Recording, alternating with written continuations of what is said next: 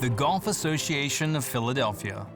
Founded in 1897, it is the oldest regional or state golf association in the country. Started by 7 influential Philadelphia men from 4 clubs, the association maintains the same values today as it did when its forefathers created it to preserve, protect, and promote the game of golf. The ancient sport started to gain great popularity in America around the time of GAP's founding.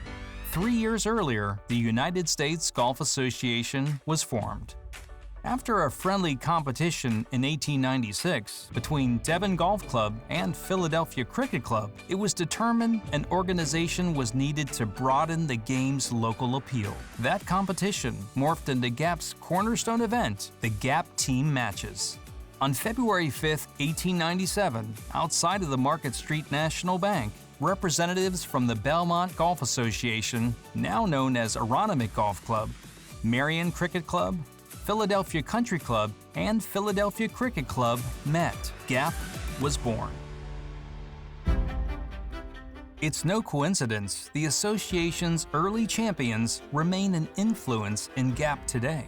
Albert Hazeltine Smith, the GAP's first champion, was the leader of the most significant group of men in Philadelphia golf history. In the early 1900s, Philadelphia Duffers struggled to compete against brethren from New York, Boston, and Chicago, so Smith stood tall and, along with his fellow golfing visionaries, collectively referred to as the Philadelphia School of Architecture, flipped the script. Countless clubs benefited from the group's touch, with 3 of the founding 4 maybe being the biggest beneficiaries. Merion Golf Club's fabled East Course was built in 1912 by agronomy expert and Philadelphia School and Merion member Hugh Wilson. The Ardmore Avenue masterpiece, a vision of Wilson's studies. A decade later, an outspoken A.W. Tillinghast built Philadelphia Cricket Club's gem of a Wissahickon course. Tillinghast, a Renaissance man who, like Wilson, was a club member, was vocal about the importance of building a new modern golf course on land owned by the club. His resume included some of the most iconic tests in golf. Philadelphia Country Club moved to its location in 1924, where William Flynn completed a work of art. Flynn, though a native New Englander, embodied the eagerness and collaborative spirit of the Philadelphia School. He would mimic nature in truly brilliant ways, said local Flynn expert Wayne Morrison. The odd club out was Aronimink Golf Club. Though not designed by a Philadelphia School pupil, the club turned to one of the most recognizable designers of that age, the venerable Donald Ross. His words say it best. When Albert Hazeltine Smith won the 1897 Philadelphia Individual Championship, he did so out of Philadelphia cricket. The very next year, his brother William Pulteney Smith and running mate Harold McFarland started a club trend that continues to this day. The 5th club GAP welcomed, Huntingdon Valley Country Club, has produced far and away more champions than any other club. For starters, it has won a record 33 GAP team match titles, a great point of club pride. In addition to William Pulteney Smith and Harold McFarland, Huntingdon Valley has produced an unmatched roll call of champions. Its most decorated linksman is William Hindman III, a brilliant shot maker. Hindman headlined the Philadelphia golf scene for an astounding 6 decades. He won his first amateur championship at age 19 in 1935. At age 67, he became the oldest USGA national champion with a victory in the 1983 U.S. Senior Amateur. In between, Hindman hauled in 15 GAP major titles, including a record 10 Joseph H. Patterson Cups. How good was Hindman? The legendary Bobby Jones sent Hindman a framed photo after serving as his U.S. captain in the inaugural World Amateur Team Championship. The note read, "The 17th hole, the road hole, St. Andrews, where I saw Billy Hindman hit the greatest shot of my life." He had a creativity about him. There was just almost no shot that he couldn't play. He was such a perfectionist, and he was so good that when he hit a bad shot, sometimes he would let it get to him. Bill Hyman clearly was one of the finest amateurs ever to play the game. And I think if you look at Philadelphia, Jay Sigel, Bill Hyman, Buddy Marucci's done well. On a national basis, there are a lot of good players that have come out of Philadelphia. Hyndman represents 1/3 of GAP's Holy Trinity. The first member of that triad was Jay Wood Platt. The impeccably dressed Platt and his familiar bow tie dominated Philadelphia golf for 5 decades. He still holds a record 7 amateur titles and a record 7 Silver Cross Awards. The White Marsh Valley Country Club figurehead also captured the very first U.S. Senior Amateur Championship. However, Platt's greatest impact came off the course. He is the only 2-time GAP president, and he is the namesake of GAP's charitable arm. Since 1958, the J. Wood Platt Caddy Scholarship Trust has awarded $25 million to more than 3,700 young men and women caddies. Just give them all a chance, Platt said. The final member of GAP's Holy Trinity is arguably the greatest amateur of all time. A ball-striking savant, R.J. Sigel was the star attraction whenever he put a tee in the ground. He overcame a debilitating hand injury to win 13 GAP major titles, including a record 6 Open Championships. Sigel captured a record 11 Pennsylvania Amateur Championships. He was a 9-time Walker Cupper and holds the record for most wins at 18. Sigel was the low amateur in 3 Masters. In the 1980s, the Aronimink star was a national force. He won 5 USGA championships, including the 1982 and 1983 U.S. Amateurs. Sigel amassed 3 U.S. Mid-Am victories, his 1985 triumph proving the most challenging. He faced fellow GAP icon and close friend O. Gordon Brewer Jr. in the final. There was nothing to dislike about Gordon Brewer. It was a weird feeling, maybe the most weird feeling I've ever had against an opponent. It's like I was playing my dad. I mean, Gordon's a great guy, family man, Bob Jones winner, all of the above. He's given back immensely over his lifetime. So I couldn't find any reason to beat him. He said, you really made some not bad shots, uncharacteristic shots, which I did. And the press said, well, he's going to out-putt you and you're going to out-drive him and out-perform the shots. And not really, it was just the other way around. I putted beautifully and he did not make his putts that he normally does. So it was great fun and it's good to be with him.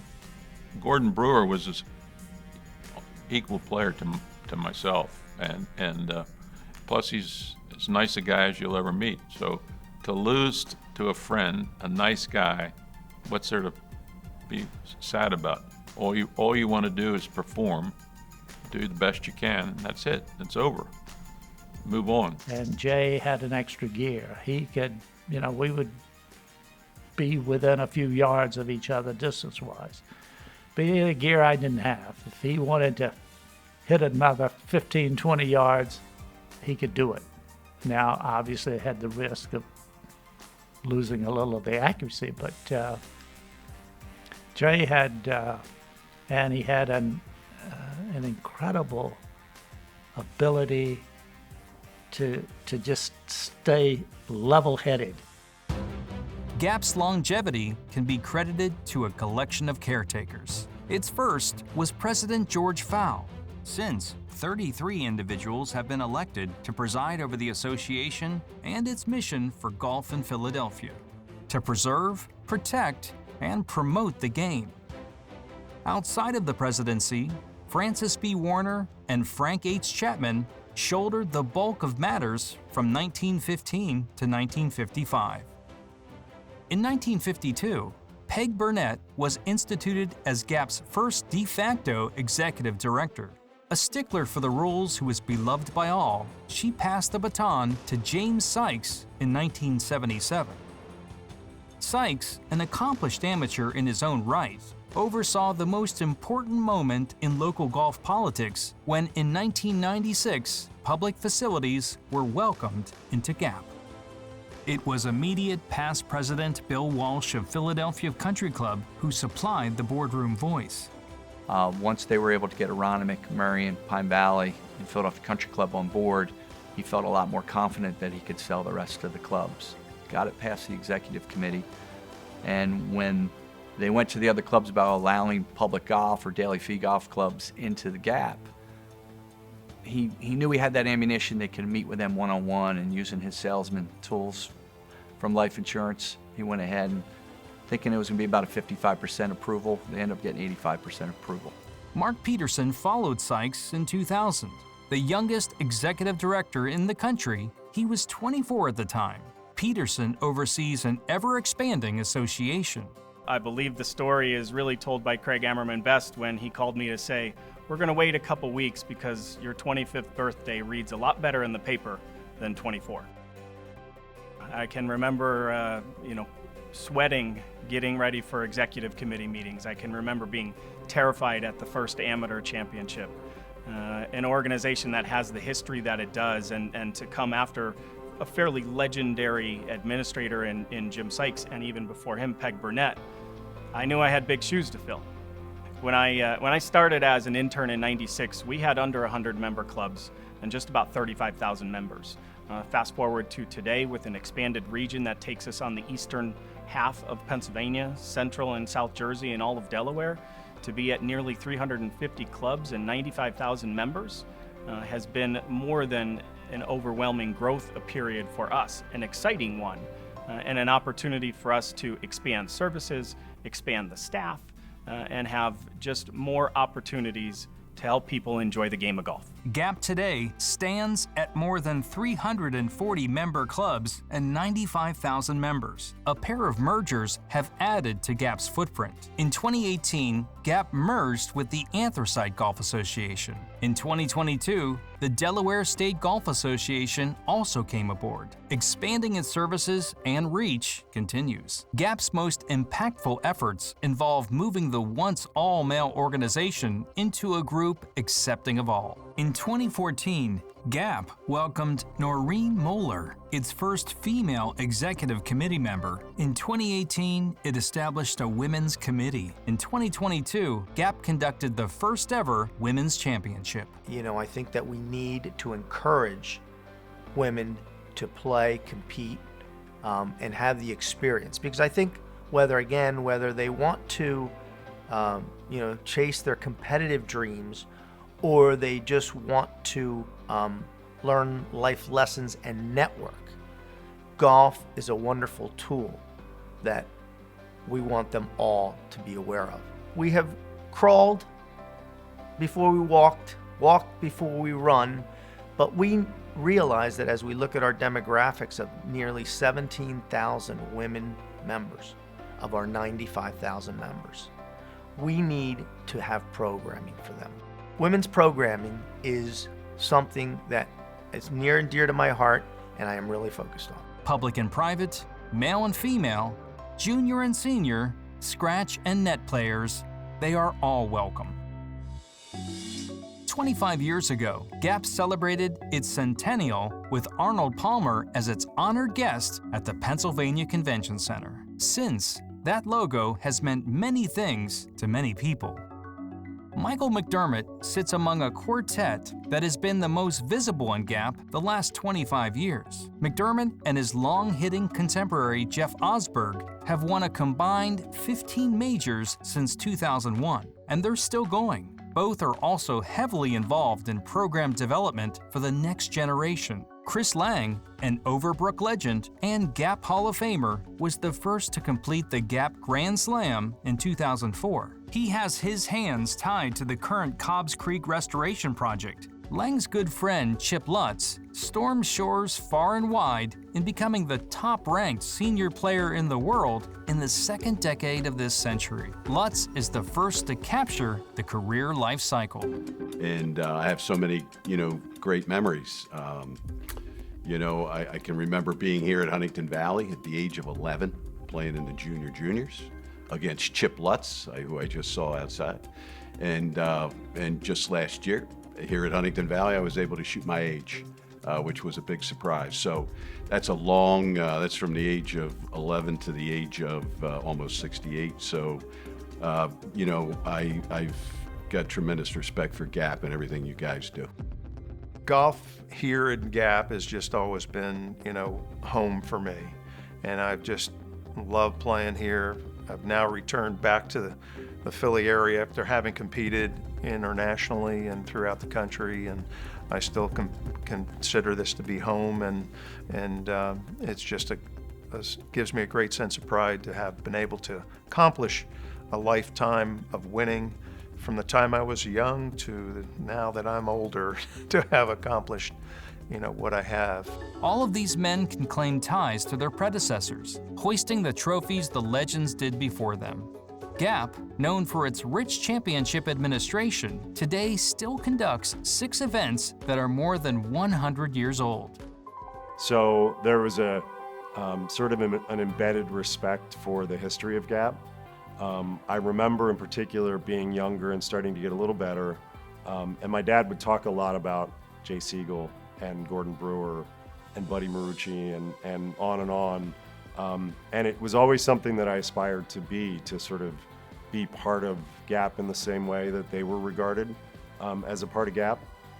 That didn't happen overnight, certainly, but it was always something that I aspired to be a part of.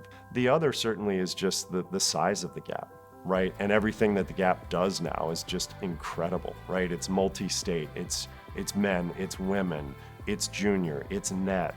And so it's really incredible how the Gap has grown to try to care for everybody and not just about the Philly Am. And I think that's a terrific thing, because golf is not just a low handicap sport. And all did so under a Gap logo that's undergone 3 costume changes. The third, and more recent, debuting in 2019. Gap communicates to its members differently today than before. The biggest difference is when I first started getting active in Gap, my first year sort of bursting on the scene was around 2000. I had played before, but that was when I really began to play a lot. That was the first year Mark Peterson, Kirby, and others became part of the Gap as well, or were in charge of the Gap, I should say. That was really the time when Gap just took it to an entirely new level. With the way they ran the tournaments and the social media, which is a newer thing, but just the video and articles and all the reporting on it was just incredible.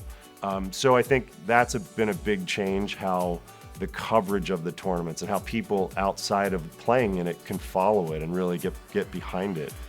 But the message has never changed in 125 years. Gap is here to preserve, protect, and promote your game of golf.